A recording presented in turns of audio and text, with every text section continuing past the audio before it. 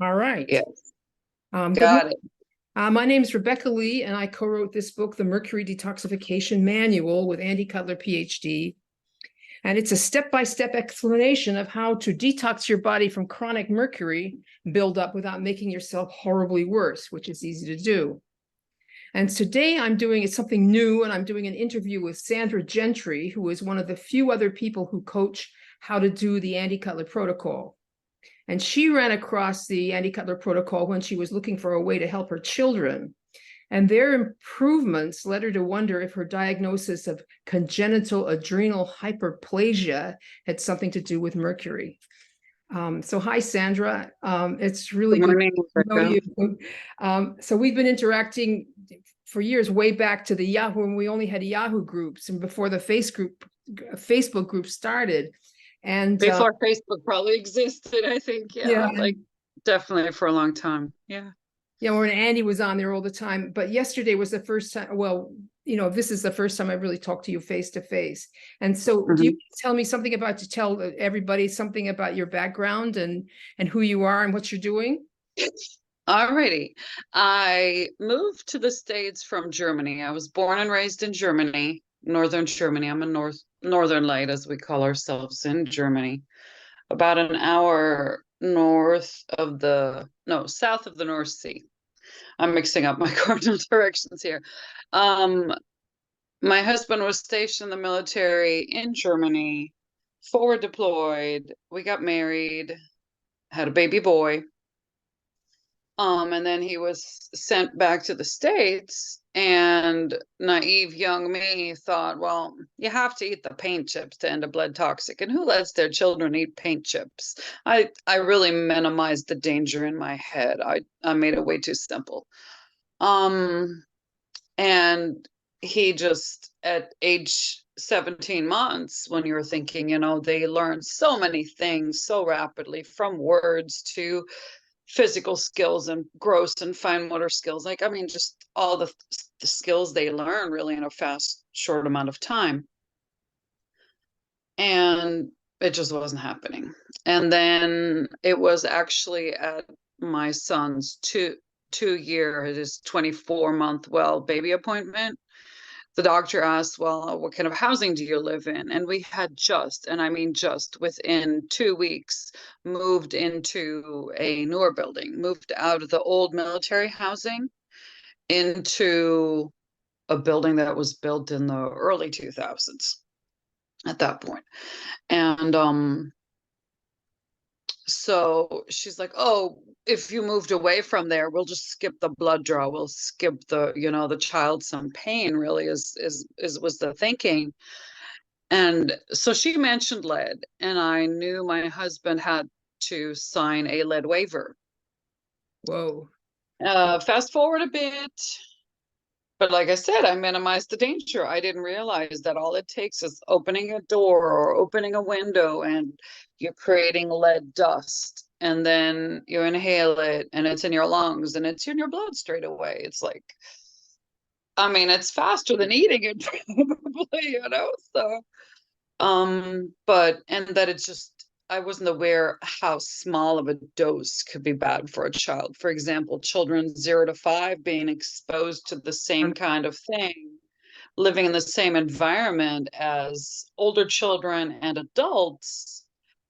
The babies, the itty bitty people, are going to have way higher lead levels because their bodies are actively trying to, accumulate calcium and calcify their skeletons. Right. So lead being the bioequivalent, it takes the place unrightfully, and then you deal with health symptoms for decades down the road. In the moment, drop in IQ, issues with coordination. It's this whole laundry list. But at the time, I was just thinking, this is my child. This is my child. This is my one and only. He was my little prince. I had no other reference children to compare him to. I had never babysat in my life. I'd never dealt with infants or newborns until I had my own little baby. And I'm like, oh my God, I love you. So And you notice anything was wrong, or you thought that was just like, that's the way I babies? knew something wasn't right. And when I brought it up to doctors, like the fact that he wasn't speaking, or, very little, and just one clipped word things. And I brought it up to doctors, and like, well, boys talk later. And I'm like, Yeah. how many women are dismissed when they bring something up to a doctor? I had it with my youngest when it was about tongue and lip tie. And this older doctor, oh gosh, he must have been in his 60s for sure. It was like, he said, oh, mom is always right, but he didn't see a problem with the tongue and lip tie. He's like, no, not something I would do anything about. So I took it upon myself. I took pictures. It was agonizing for my child, getting pictures of this and trying to get his visualize the tongue tie in the back. Sent it to a place we drove 2.5 hours to, and had it done and lasered at a dental office. And they're like, yeah, based on the pictures alone, they're like, yeah, this is a lip tie and this is a posterior tongue tie. And I'm like, how can they see this? I can see it, but a medical doctor, a pediatrician type person is like, not a problem. Is that And something that's associated with toxicity? Or is it just like some it's kids get got that? to do with methylation. It is not directly connected to any kind of toxicity. And they call them midline defects. It goes from having a dimple at the bottom of your spine. They're sacral dimple. They're different things along the way, but Yeah, it only reflects on maybe how his development was in utero. And my body was stressing out by the time I had my third one with the little itty bitty person underfoot. My middle and youngest are 2.5 years apart. yeah. So how did you come across Andy Cutler? I mean, what made you discover Andy? So I had the oldest was like 7 and a little bit, and we had moved once again. Military moved us. Army said, "Okay, you're going to be stationed around Fort Hood." We bought a house there. This time we made sure it's not built in the 70s or 81, 82, when they're still using old paint that had been produced already Yeah. before they outlawed lead and indoor paint. And after moving there, so that ended our acute arsenic exposure. And a friend of mine also, while we lived in El Paso, had stated that, oh, by the way, I think your son, and she said his name, I'm protecting their privacy as much as I can. But this looks like sensory processing disorder. And I said, okay, this is like a name for a cluster of things. I want to know why it's occurring. Right. Just the Yes. descriptor wasn't enough for me. I'm like, okay, I can see this. Yeah, it fits. It's not a mainstream medical accepted thing either. It's just a description. And really, sensory has to do with the nervous system. I'm like, what is hijacking the nervous system? It was, for me, it was about, why is this happening to my child? Because at that point, I was like, yeah, something is different. He is different. But I was still of the mind of, okay, I can accommodate at home.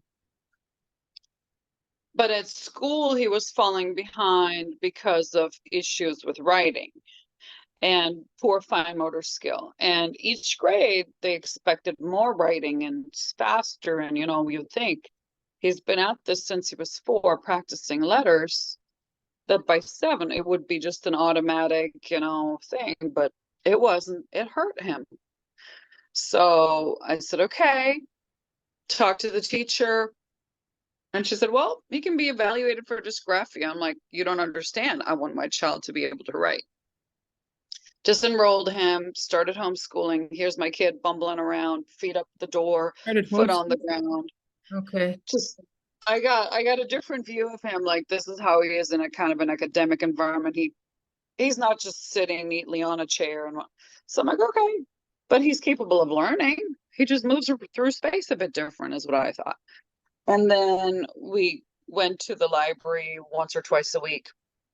And during a library trip, I saw this book up on, you know, how they display some books on top of the shelves. Right. And it, you know, it mentioned it it just had this child running through a meadow, and it's like the new childhood epidemics, like, and I might be getting them out of order: autism, ADHD, allergies, and Right. Yeah. it had four. I don't know if it listed autism and Asperger's separately or asthma. It was several things, like chronic illness type things that, you know, when I was a child, it was only ADHD. Before that, it was something else. Every generation seemed to have something that was like crazy over diagnosed, right? And so I'm like, no, my child, I'm getting to this chapter about autism, and I'm reading in bed at night. And I'm reading this, and I look at my husband and I say, listen to this. I'm like, doesn't that sound like? And he's like, don't say he has autism. And I'm like, okay, I'm not saying he has autism, but what if you replace the word autism with heavy metal toxicity? Because we can treat that. Right. This is the super important keyword of why I bring up this book, because it mentioned chelation. So the book Together, mentioned. my husband didn't want me to see a good diagnosis for my child because he felt wrongfully drugged to a doctor, and mom had him diagnosed as ADHD, where he's like, no, nowadays you have to, you know, he's like, I don't know how she did this, because he was great at school. And usually with ADHD nowadays, you're like, you have to have at least two different environments where two different people observe the same kind of issues. Anyway, so my husband feels wrongfully diagnosed and discourages me from seeking medical help for this. Okay. And I'm like, okay, I understand that. I can respect that. And excuse me, had a hair in there. And so I said, okay, I will figure out what I can do. And what did I do? I went and Googled. Right. I'm like, what can I find out? And, you know, with the word chelation and heavy metal toxicity and autism, I pretty soon landed on the Yahoo group. It was called Autism Dash Mercury was the name of the Yahoo group. And he was answering there, and there were archives. And once I found the archives, I was like, oh, I don't have to spill out my kid's story. I can just look for like a keyword. And then I received Andy's books in the mail, and I'm like, this makes sense. And yeah, this is me, this is me, this is me, this is me. Got me. Okay. It Yeah. was just like a feeling like thrown in the water, like sink or swim, learning as much as I could. And I learned about it in February of 2011. And by March, we were chelating. I mean, I ordered things, I had them ready. We did our 2 weeks of the essential four. We got started, and I mean, my son immediately had symptoms. We began with DMSA because I was aware of the lead being a factor at this point. I'm like, yep, this is my kid. Like literally, it was this ugly mix of mercury in utero, arsenic in the soil in El Paso, and lead. It was like a trifecta of things. I'm like, well, if he was okay with just the mercury in utero because he was my oldest, he got the brunt of that.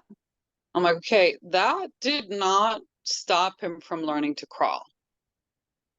That did not keep him from smiling at me. And he was a social baby. He was super happy the first 9 months in one place in Germany. And then I stayed with my dad for a while before. No, he was older than 9 months. At 9 months, they just evaluated. He was late to crawl, but I was carrying him a lot. I didn't give him a lot of tummy time. So I'm like, this is more situational that he's behind with the acquiring skills. He was otherwise a healthy, happy baby, not colicky, none of this. And then when we moved to the on-post housing, he just had violent allergies, like raging red, drippy eyes, and his nose was drippy, and his eyes were just red and angry. And I now believe that that was part of his body trying to flush out the lead dust. Oh, yeah, yeah, yeah, yeah. So, but at the time, it was just treated, oh, it's allergies. So I told my husband, I'm like, I'm sorry, we can't keep the cat. It's selfish to give our child medication because you want the cat, was my feeling. And even after we had given up on pistachio, he still had the same symptoms. So he was on antihistamines for several years, even until after we moved away from that housing. But then when he was in kindergarten, he did a blood test for allergies and he came up for nothing, for environmental allergies, no tree pollen, no grass, no dog, no this, no dust allergies. So we phased out the anti-allergy stuff. And I just dealt with whatever Asperger's symptoms my child had, that he had this thing of being fixated and only wanting to talk about Legos and Star Wars and not connecting with people on a feeling level so much. It was all very, I don't want to, there's nothing wrong with factual based, but there wasn't the warm fuzzy thing. He got excited literally talking about Lego, which is great, but then it wasn't like, oh, I miss you, mommy, or not, not very emotive. And then he had this thing about tugging on his clothes that seemed like a nervous thing, but it also indicated excitement. And that was one of the first things. When that disappeared, I was like, oh, this was my barometer to gauge how you're feeling, how alert you are to something. And I never tried to stop him stimming because I'm like, this is you regulating your system. I mean, so yeah. And then with him responding from the first dose of DMSA onwards, within 3 months, I had a different kid. All of a sudden, the uncoordinated child that used to trip over his own feet, literally in our backyard, going around a corner. He was running around a corner and fell down. He was just more coordinated. He was happier all around. I felt like the ALA made him. Then when we switched after DMSA to ALA after 2 months, he was just a happy kid. I mean, he was like, he had energy for once. Like, wow, what happened? That I'm like, great big boy I saw a picture of the other day, that great big boy driving his car. Yeah. Yeah, he looked, yeah, yeah.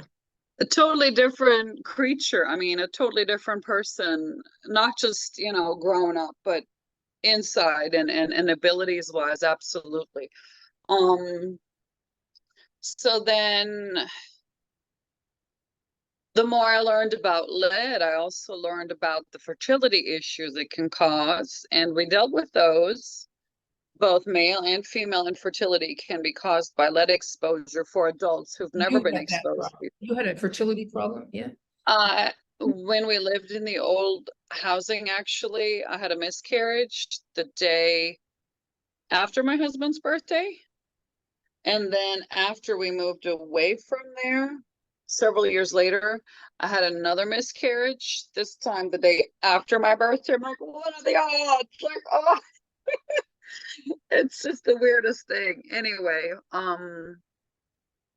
so I was like, oh my God, this is following me. And then also my middle one at the time was always asking, when am I gonna have my sister? When am I gonna have my sister? Is this my sister that died? Is my sister in heaven? He made up this whole thing about, I'm like, you're 2.5 years old. Where does this urge to want to have a baby sister come from? I had no clue.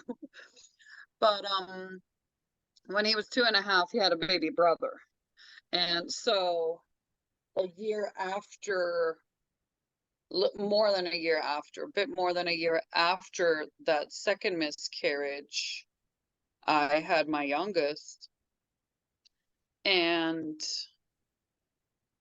this time he looks a lot and behaves a lot like his oldest brother. But now I'm the stressed out mom. I mean, he's blonde, he's got the same looking features, and he's more of the don't touch me kind of person. Mm-hmm. Whereas The middle one is like me, like, I want to touch you. If I love you, I'm going to be huggy and touchy all day long. I mean, we're interacting, there's some touch involved. Anyway, so when my youngest, he's the one with the obvious lip and tongue tie. Mm-hmm. And it was 13 months when I had this lasered, and I was committed to nursing. And so that improved. His smile improved, but he still wasn't talking. My youngest had the more classic Mercury, we're nonverbal here. If I had let it go on, he would have been the one diagnosed with autism clear on. I mean, just fitting every criteria of, he was in a different room at a year and a half, and he wouldn't answer his name, like nothing. It just, there's no response, no verbal, no, and he wouldn't come back either. Just in his little world. We did baby signing, so there was some communication, but as far as verbal language, he was very limited to his 5 syllables. And So how so long did it take for that to turn around with chelation? oh gosh, it was from ma for mom, ba for one of his brothers. He just did the first syllables and even mixed up syllables. But pa, This is the da, youngest. and do.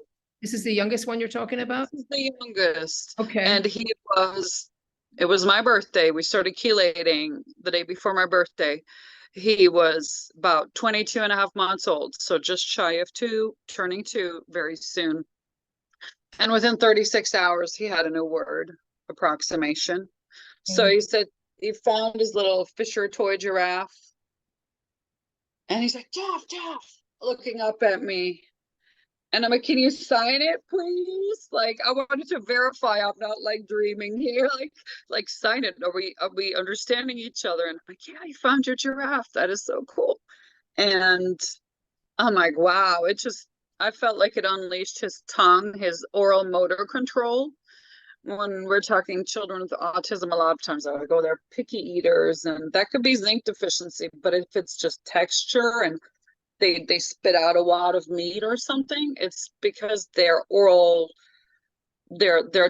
and oral motor control is held back by the mercury develop, stopping how neurons connect. So if the signal can't get through, you can't move this. And it doesn't matter how old you are and how much you want to do something or people expect you to do it. If it's not happening, it's not happening.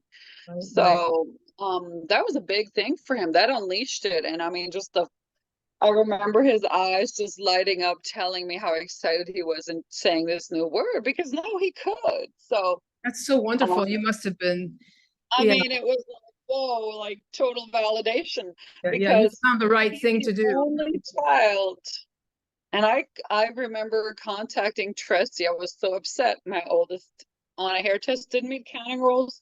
My middle one didn't meet counting rules, but I knew of the lead exposure he had in utero and just how he presented, kind of a thing. And for my youngest, he was the only one, and he was the youngest when I got the hair test. So I thought it was like a clearer picture. It maybe mirrored some of my own toxicity there, but I was really upset at first. And Tracy was like, it's okay. You know what to do. The youngest had a positive hair test? Yes, the youngest did. Mercury. Mercury, yes. Lead too? No.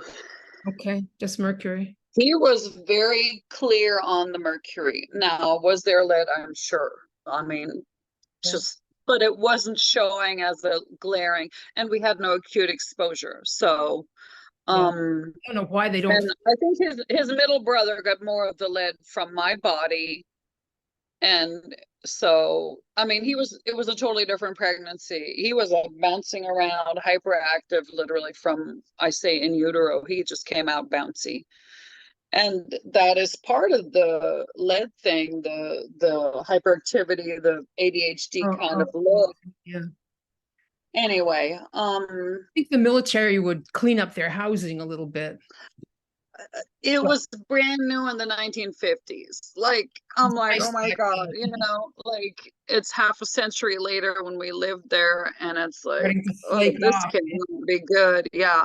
And literally, and my own ignorance. And then, you know, like I said, the 2 year well baby appointment, it kind of, you know, years later, I took him to a doctor saying, can we get some occupational therapy? You want to go back to public school? He did some OT, but he wasn't far behind enough. We thought maybe, you know, if he has accommodations about the writing speed, he was kind of leery. And I'm like, you can write cursive, it was Did just, he wind up on the level he was supposed to be at after chelating?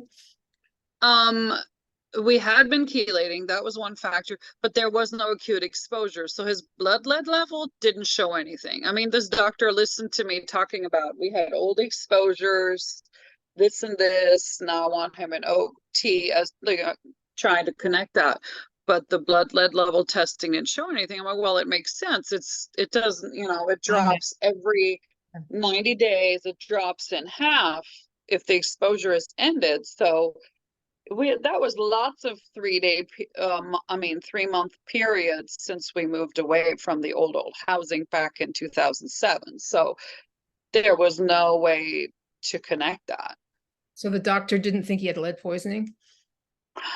I think the provider was skeptic, but he still referred him to occupational therapy, and the occupational therapist did her thing. And then she said after a I don't remember if it was 3 or 6 months. She's like, I can't justify keeping him here any longer. And I'm Wow. like, okay, well, that's good. You know, we worked on midline crossing things, and she did awesome with him. And it made me more aware of things, of how why doctors look at these things and abilities of young children, because well, it's a reflection of the nervous system development. So now that's the lens I look through. I'm like, okay, if the heavy metals are the monkey wrench and the gears here that are supposed to be touching, well, it behooves us to, if we're aware of this monkey wrench, let's get it out I often use without this analogy. causing a lot of It's like damage, you know. it's like a cog is missing from the wheel. Like it works, but not there, not Right. well. Or the monkey wrench is wiggling or slowing down things, or just Yes, it yes. just stops certain, you know, enzymatic processes where it's like, oh, this is why my kid is gluten intolerant. It's the mercury still knocking out your DPP4 production. If that's what's going on, keep chelating. I mean, I literally, before I came to chelation, I believed that being gluten-free is the best I could do for my child, coping Well, wise, symptom wise. And then when I read that book, I was like, whoa, my eyes were open. And then reading Andy's stuff, I was like, whoa, even more so. yeah, Andy always said So, that, if you have to, if your child, you think you've cured your child by keeping him on all kinds of diets and crap, you haven't cured anything. As soon as you go off the diets, all the symptoms come back. it's a band-aid type of situation. You're managing. And I mean, in that moment, it's crisis management, because you have the school telling you your kid's falling behind. You have the meltdowns you're dealing with at home. So you're aware something's going on, and you try. As a mom, I feel it's literally an instinct of you want to help your child. That Yes. was my feeling. I just, I want him to be better. And it was a matter of figuring out, well, what's really causing it, and then addressing that root cause. When I came to, excuse me, ACC, it was like, whoa, it's like the heavens opened up, like, this is what you've been praying for. This is what you need. This is exactly. And I'm like, why didn't I realize this years earlier? Like, it just, no. So obvious. But what about, the experience you had chelating your children and the progress they made you start to look at your own health? When my middle one is, I had this pivotal moment of, I'm in the kitchen organizing their supplements, or cooking at the same, whatever was going on. I wanted to finish my sentence and I couldn't get this word out. You But couldn't find my a word. 4-year-old, Yes, my 4 or 5 year old at the time just goes, he said, "You mean this, Mom?" Oh, that's funny. And I looked at him, He's finishing your sentences for you. but in my head, I was like, "Oh my God, this is scary. I'm losing my marbles. I can't even remember a word. Like, what's wrong with me, really?" And I'm like, "I think I know what I need to do. They're all getting better. Like, I gotta get on this bandwagon and not put myself last." That was my thing. I was headed for burnout. And then I had my youngest, actually. I'd already called the dental place where I was going to have my 2 amalgams removed. I had one that I quote unquote lost when I had wisdom teeth pulled, where it's like, okay, that came out along with the surgery of these impacted wisdom teeth that were hurting me, trying to come out. They were hurting me in my late 20s. So I didn't have necessarily a lot of fillings, but when I saw that one filling coming out, oh my God, it was huge. It was a tiny on the top where what we thought was exposed, but there was a huge ball underneath this little plug, basically. Like, I'm like, oh my God, that's a huge hole. I'm surprised that tooth like didn't break when he was getting out the filling, because it was like hollowed out because of this ball. And he said, yeah, they need to make a bigger hole basically to plug the top thing. I'm like, oh my gosh, this is, oh, anyway. But yeah, so it was really seeing my middle one getting better, and then this whole memory, working memory and word recall problem that was a hard reality check for me. Did you have that diagnosis of the congenital adrenal hyperplasia back then? Or you just was that you were Yes, managing? I got it after my first one, after I had my oldest, and it was at a 9-month well baby appointment. A provider by the name of Captain Vandermeed. And we're You talking remember the these dude things, don't wearing you? camouflage at work as a doctor, like stethoscope around his neck, but it's all camo. And it helped because I have a phobia about, or well, I should say, had a phobia about white coats. Literally, doctors wearing these white coats. When I Really? was an itty bitty toddler, I had whooping cough, like 2.5, 3-ish. And that was my medical trauma of, oh my God, they're going to poke you. And my mom explained they're drawing blood, did something, and then re-injected it in my bum. And she's like, it took 3 adults to hold you down. And I'm thinking, okay, all right, that explains it. No wonder I don't like people in white coats. They're kind of a red flag Traumatic in my stress. head. I still remember the man's face and all, like this bespectacled rimmed, old fashioned looking glasses and his salt and pepper hair. I'm like, there's some stuff where I'm like, yeah, That was in I Germany. don't know. Yeah, that was in Germany. I'm like, I hope in America they at least explain what they're going to do. And, I see it even with children. They try to explain it and take the fear out of it. But anyway, um, so here's this unassuming to my nervous system, unassuming looking guy in camo who just looked at my baby boy, and he's like, has anyone ever do you know if you have a pituitary gland tumor? And I look at him, I'm like, no, I don't know. Nobody, no medical provider has ever shown concern, or because I had a raging hirsutism, male pattern hair. I mean, in the face. You can't hide your face in our society. And so he said, okay, make an appointment with me. We'll get you referral. He sent me to internal medicine. They couldn't visualize my adrenal glands, and sent me over to a reproductive person, an OBGYN who was a fertility doctor, and Dr. Krieg. And he said, well, first we're going to check for insulin resistance because I'm already heavy. That was like the first thing. And when I was a teen, the first suspicion when the crazy facial hair started sprouting was, oh, this is PCOS. What's And PC? then as polycystic ovarian syndrome. So Okay. it was put on a two-phasic pill, and it made me near suicidal. I mean, I came home crying from school, like, I'm not going back there. They're talking about me. I mean, it was just horrible in my head. And I'm like, I'm not keeping going with this kind of treatment because it's driving me crazy. Um, didn't seek further help from doctors either, kind of. And then after I had my child, this provider had sent me on, with these referrals. And okay, so I checked out negative for insulin resistance. And I said, what if this is a needle in the haystack? He's like, we're gonna find the needle. And I mean, I love that doctor. I still do, because he was persistent. He did not, in that moment of just feeling helpless and like, what's going on with my body? Something's not right, but what's causing it?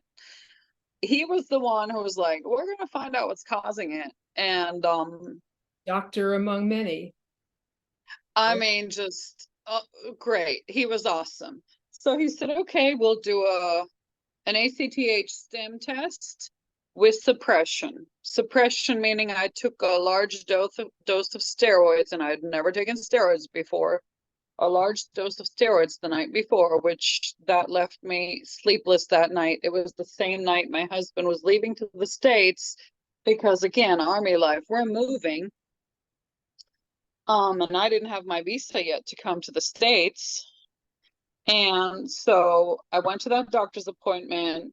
They drew blood, gave me the ACTH, the stim part, the stimulation to stimulate the adrenals See what to happened. produce cortisol, and you expect a really sharp spike there.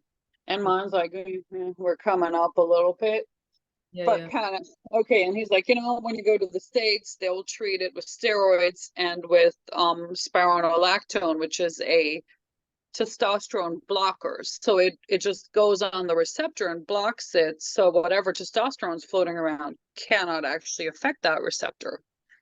And I'm like, okay, I have a name for this thing now. And back then in the early 2000s, when you looked at congenital adrenal hyperplasia there, and this article is still available online from the American family physician, I'm like, these are all my childhood symptoms. This is my current thing. This is like, yep, this fits. When the shoe fits, I'm like, okay, for my identity, it was a big step to say, this is what I have, because the treatment for it worked, it helped. You on So cortisone? Cortisone? symptoms worked. Yes, I was on steroids now. I mean, not right away. That was another odyssey of getting medical care Okay. anyway. But once I got that, it really, first of all, it explained all the symptoms, and then the treatment worked. And that was my frame of reference of why I had the symptoms I had. But then that was the first time in the Andy Cutler group where it was brought up. So I joined the kids group, right? I need to go back a little bit. And then I joined the adult group because of the lead exposure. And they were more adults knew about how to treat the lead than in the kids group. So I was led into the adult group with the express purpose of figure out, learn the system for treating lead. And then I get the daily email thing of all the things that I'm reading. I'm a voracious reader. I'm curious. I want to learn this. And I come across this mention of, some people using steroids to help with adrenal stress, but also how women with the diagnosis of late onset CAH are actually mercury toxic. And I'm like, what are the odds? I have this condition, I have this name in my medical records, CH. I'm like, it's Oh, kind of a weird thing. How can something be congenital, meaning present at birth, and late onset at the same time? It's kind of a weird construct, right? And so the theory is, or one of a few, I guess, that the change of hormones in puberty is what causes like a worsening. Some people say it can be a traumatic experience that causes a worsening. So different kinds of ideas we have about it. It's interesting And because like sometimes people move, bop along with all this mercury toxicity, and it's a traumatic incident that makes them, all of a sudden course, dysfunctional. Yeah. All right. it's like a precipice, right? And then on top of, first I learned this part, and then actually before I had my middle one, during my pregnancy with my second son, I had genetic counseling, and it was found out that I am not a carrier for classic salt wasting congenital adrenal hyperplasia, because it can kill a newborn without treatment. You pee so much, you lose sodium, you're salt wasting, your body's not retaining it properly. My husband, however, was a carrier. Now, how do you explain somebody with a diagnosis and a carrier having children and the children don't have it? Like, I mean, I took my newborn to the doctor every 2 days, 3 days, the first month of his life, just to be weighed, because we're monitoring. Is he drinking enough? Is he gaining weight? Is he not losing? Is he, making sure he's healthy? And then he was referred to a pediatric endocrinologist and my oldest alongside, and they were to be evaluated for congenital adrenal hyperplasia. We're talking measuring little body parts and private parts. I'm like, oh my God, talk about more medical trauma. But we wanted to know what's going on, because there are multiple kinds of congenital adrenal hyperplasia. Basically making steroids, making the cortisol is a multi-step process. There are several enzymes involved. So they had tested for one, but then there are other enzymes that play into this. So with my last pregnancy, they did more genetic testing. And I told the genetic counselor, I said, I want clarity for myself, and it determines, what's happening with the child. We're better prepared if we know there could be an actually salt wasting CAH situation here. It's about being prepared. And I told her, and it's also really for my own identity, like, what do I have? And so when that one came up negative for 2 other mutations, I'm like, well, do I have a de novo mutation? And then this is alongside, right before actually learning about ACC. So when I came to ACC and they brought up that women with anxiety and mercury toxicity being the underpinning thing, the anxiety and then the CAH diagnosis, that this is actually matching what this supposedly congenital, genetic quirk is. So I was like, oh, I'm intrigued. I'm reading along, and then the thing happening with the word recall. I'm like, I need to do this. But then I had my third baby. And then I started chelating him, and I knew, I'm like, okay, I have to wean this baby. But I had extended nurse with my middle one, and I loved it. And I wanted my youngest child to have that same kind of experience, or at least a shot at it. So I nursed him so my health declined when my youngest was. No, you can't chelate yourself if you're nursing a child, because you're going to. Exactly. I knew I had to wean him, but I had a hard time because I felt guilty. I'm like, I nursed his older brother so much longer. I want to do this. But my body was like, nope, you don't have the energy. I felt mentally, for me, it was like I felt like I'm driving up to a concrete wall, like I'm just going to crash and it'll end. It was pretty gruesome in my head at times. And I'm like, I can't function. I can't deal with the Texas heat. I take my kids to the playground, and then for 3 days, I feel like I'm just lounging on the couch because I remember when you moved to Texas. It doesn't seem like yesterday to me, but I guess it was a while back.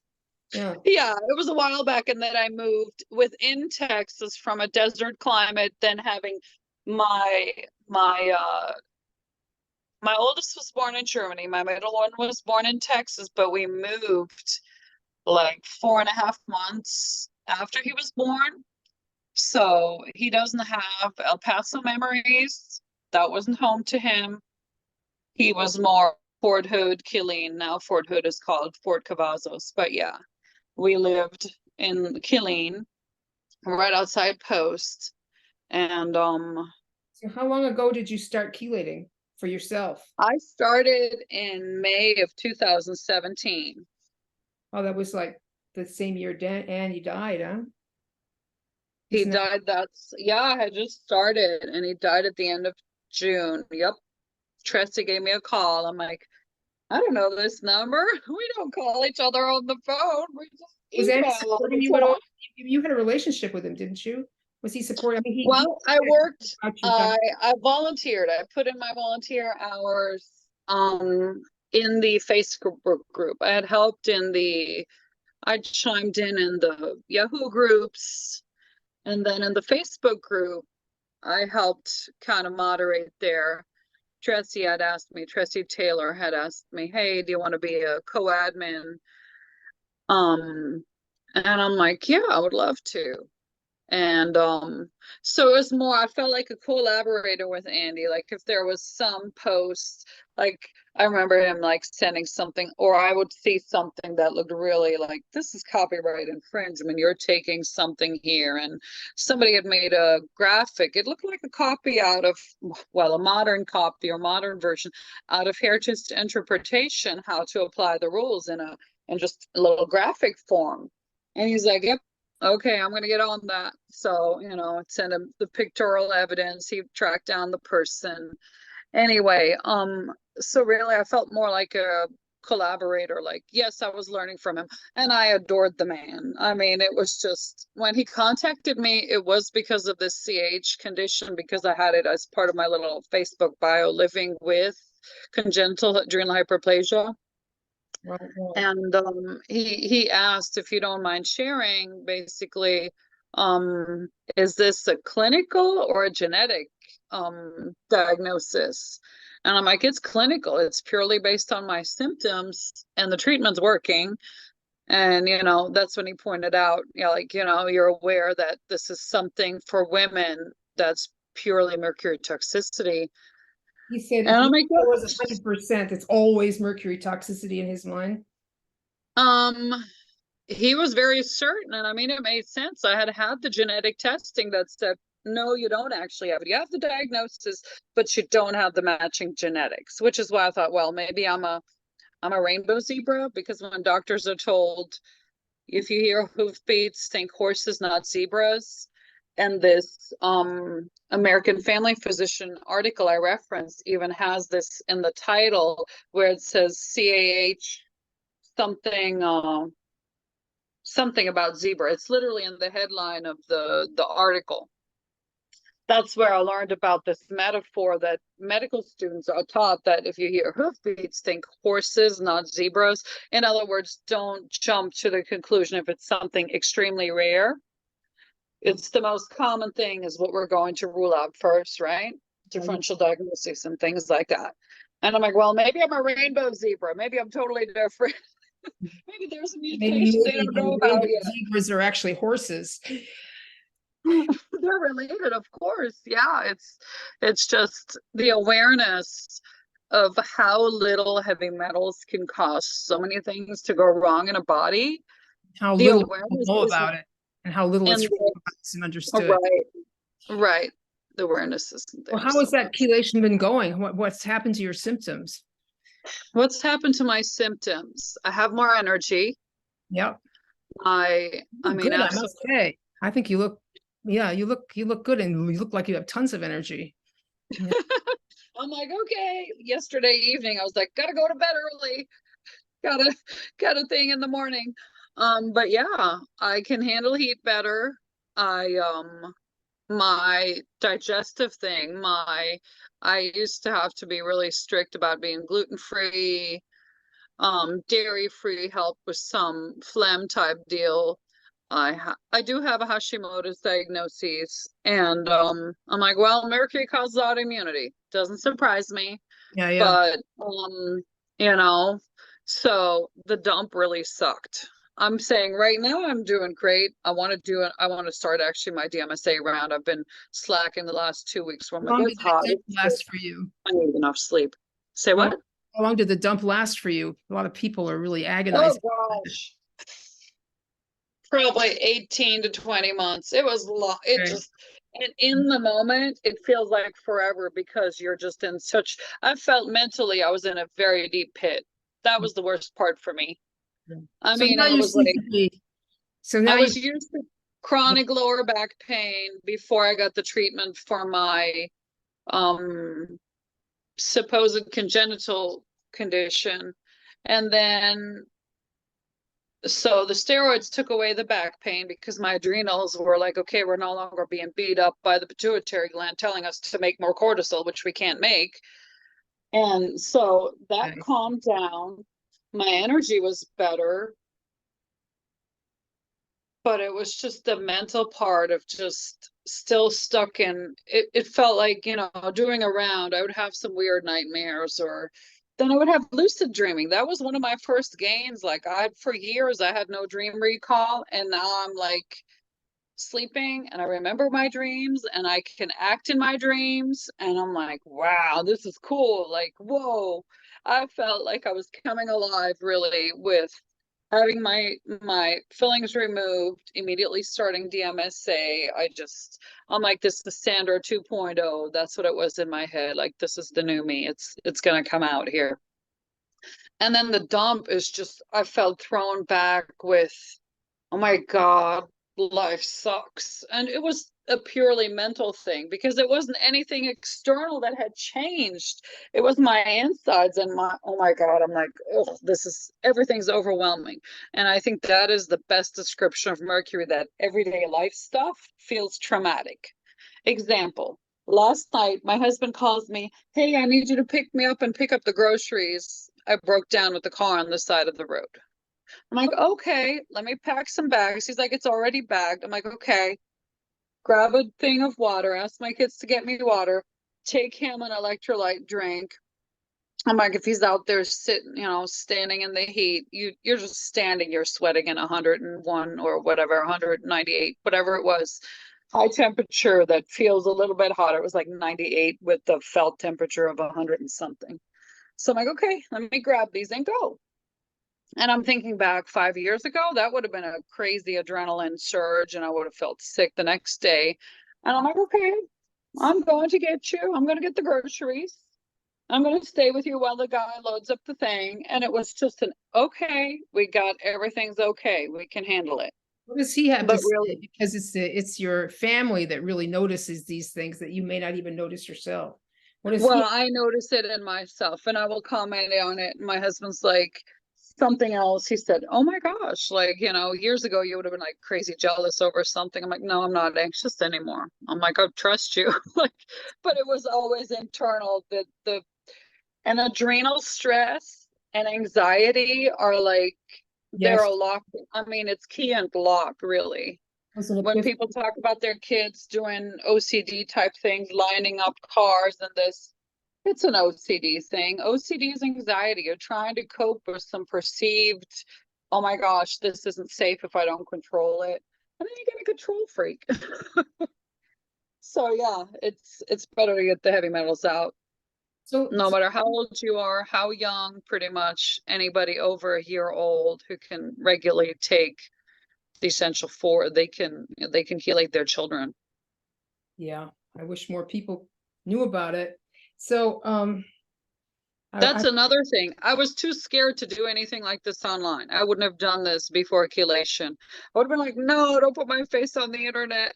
Like, no, just weird, irrational fears. And there may be mean comments, there may be nice ones. It's like, I'm here, I'm speaking my truth. maybe no comments at all usually. But anyway, I want to say something about Andy before we close, because I really miss Andy a lot. He was a really exceptional guy, and he's the one that figured this stuff out.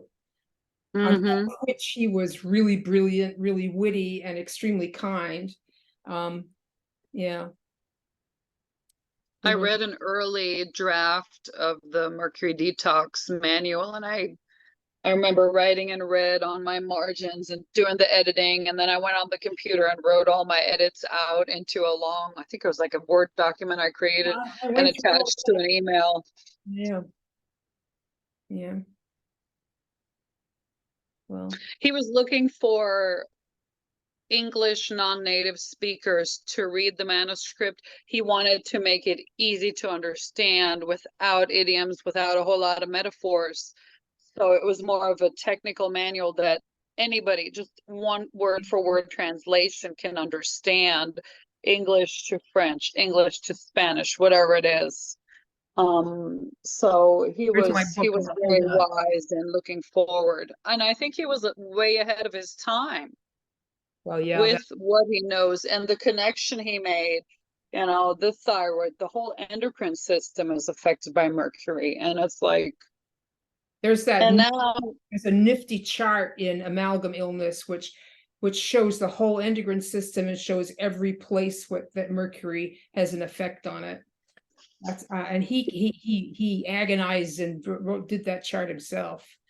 Yeah, he created a lot, the things he put together, and just, I mean, reading that book and just the composite, I was like, I just nodded my head. I'm like, yes, this is me, this is me, this is me. I'm like, how many things can you have wrong with you? But I like, hear people who read the chapter about what mercury does to you, what it feels like, and they go, "Oh my God," I burst into tears because they've it's been like, yeah, trying to figure this stuff out for a long time.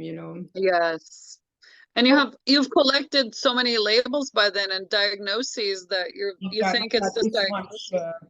you've got a health records this thick, and you've got Right. And med- doctors looking at you like you can't possibly be that sick. And it's like a feeling that sick. I mean, I remember the dentist saying, okay, so you're relatively young, you're relatively healthy. And I'm thinking, relatively healthy, like you got to qualify that because in my head it was like, it doesn't feel good. Okay. I see my friends and my peers, they have more energy. They seem to be happier and healthier. This is not how I want to keep going, basically, I think was what this whole burnout and hitting the wall thing was for me. That I'm like, okay, I know it's my endocrine system. I know it. I'm like, I need this leverage of, I feel like chelation gave me the leverage of, okay, I can actually do something and improve my health. And most people are worried about getting older. I'm like, no, I'm not, because we're going to reverse age with ALA. And boom, I've seen people, from grandma and syntax improving with chelation to just sharing, how they're functioning better in everyday life and doing new avenue things. I would have never made phone calls. That was one of my fears. I remember Andy saying he couldn't remember, a whole string of phone numbers. Mine was, I dreaded making phone calls, from scheduling appointments for car maintenance or doctor's appointments to receiving phone calls. Now, the receiving phone calls, I've had some traumatic ones. I was told on the phone that my husband was severely injured. They didn't know at the time he was going to be blind in one eye because loss of limb, loss or eyesight. They're supposed to be at your door with a military team of a chaplain, whoever you want there, and the person informing you. I just got a phone call, and even at the time, I said, okay, I'm sitting down. And then I took solace in the fact that, well, it was just a phone call. They didn't stand at my door. That's even scarier. Yeah, I think that was even scarier. Gosh. But the phone call thing, I mean, making and receiving phone calls was this weird phobia. Now I look at them like, if it was a spam call, okay, I can ignore that. But So I think we it's should just a whole come to a close. We've been talking a long time. I hope people will sorry. whole thing, but so let's say we're both chelation coaches, and this protocol can seem kind of daunting for people just starting out, and we can guide you through how to do it. Both of us do this, but Sandra is particularly experienced with children, as you probably figured out, because she's brought 3 of them through this. Well, and I helped tons of parents just pro bono. I was volunteering on the parent side a lot, and it's gratifying. You want to tell But it people took how they can over. reach you, Sandra, in case they want to Chelationcoach.com and chelationcoach.com. I made it very easy. I've kept Yeah. that. Oh gosh, I started 2019. So Okay. when COVID hit, I was like, I already do this online stuff. Now you figured it out, did you? Yeah, we kind of, and sometimes I'm pleased today with here this internet connection. I've had meetings where, okay, they see me for 30 seconds or 5 minutes, and then I'm like, I want to cut off my camera because they couldn't hear me. And it's like, okay, let me cut off my camera to improve things. So yeah. All right, then, chelationcoach.com. Thanks a lot, Sandra. I'm going to figure You're welcome. out how to Thank turn you, Rebecca. on. Thanks for the opportunity to share. I've never done this in this, I feel, public of a format. Okay, let me turn it off.